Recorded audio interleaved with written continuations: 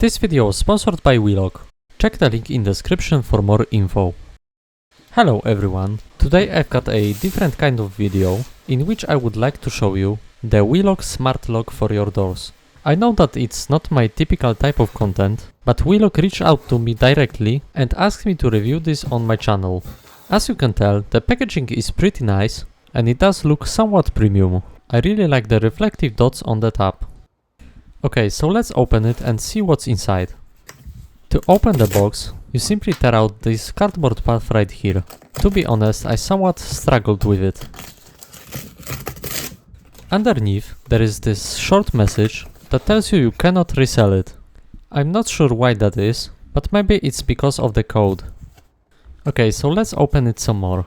I must say there is a lot of cardboard involved for a such small product.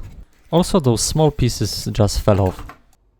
Okay, so inside the box you have pretty standard stuff like manual. The manual is pretty big and there are a lot of instructions, but I have reading ability of a third world country child, so I will skip most of them. Thankfully there are a lot of pictures. Right underneath the manual is the smart lock itself. As you can see, it's quite large and I must say it's absolutely heavy. It's equipped with the pin buttons, RFID sensor and of course fingerprint reader. There is also this QR code right here that I simply can't get off. Underneath that rubber flap there is emergency USB port that you can use in case that the battery runs out. Of course there are some accessories included as well.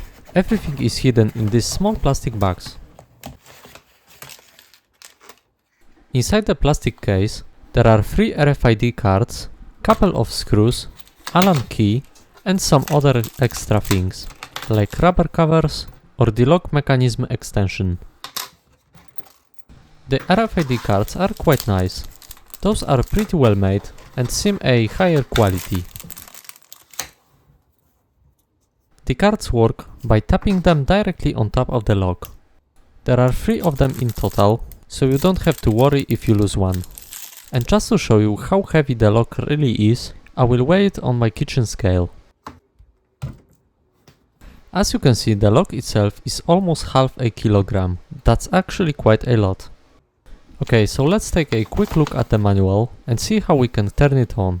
It seems the first thing we need to do is install the actual batteries. Thankfully I have some spare ones in my drawer.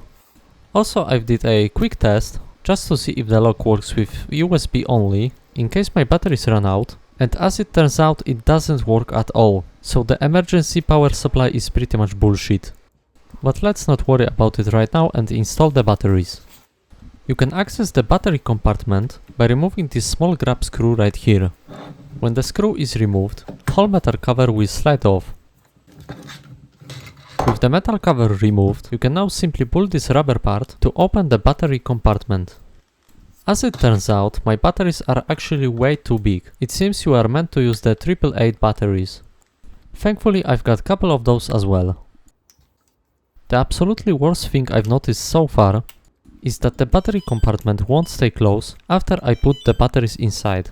There is simply no way to close it. There is no clicking mechanism or anything like that. The only way to close the battery compartment for good is to hold it with your finger and slide the metal case back on. This honestly feels like a massive oversight and I'm not entirely sure how it bypassed the quality inspection. Okay, let's close this for now so the batteries won't fall out and check how this works. Okay, so it does turn on, which is a great sign, but I have zero idea how this works. Thankfully everything is explained in the manual. Okay, so the first thing I want to try is modifying the admin passcode. This should be pretty easy to do, but there are actually quite a lot of steps. But before I do that, let's explain how this works. So basically if you don't enter the password, you can rotate the knob on the one side, but the other one with the passcode doesn't rotate at all. This is how it meant to be, since it enables you to close the door from the inside, but you won't be able to open them from the outside. After using the passcode, you are able to rotate the lock from both sides. As you may have guessed already, the fingerprint scanner doesn't work right away, since you have to scan the fingerprint first. Also it seems that the lock randomly died while running some tests. Okay, so let's try adding my fingerprint. This is pretty simple. You input your admin password and touch the fingerprint sensor with your finger a couple of times. Now you can use the lock only by using your finger.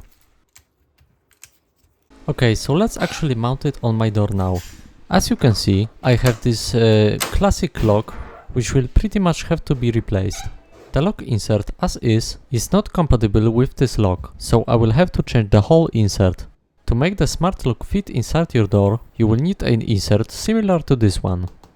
I've already removed the old lock, so now I basically have to install the new one. Just for this occasion, I've bought a brand new insert, which has this big hole on the bottom, and it should work with the smart lock perfectly. Okay, so in order to install the smart lock, I will have to remove the knob. Thankfully, I won't have to remove the other part as well. The knob removal was pretty simple. It was only held by a single grab screw. Just when I was about to install the lock, I've noticed there was actually no screw included in the package. Thankfully, I found some other screw that fits perfectly with this lock. As you can see, the lock is working perfectly fine, so it's pretty much safe to install the inside knob back on.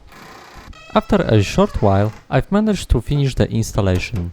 To be perfectly honest, I don't really like this product. I feel like this one is just not for me.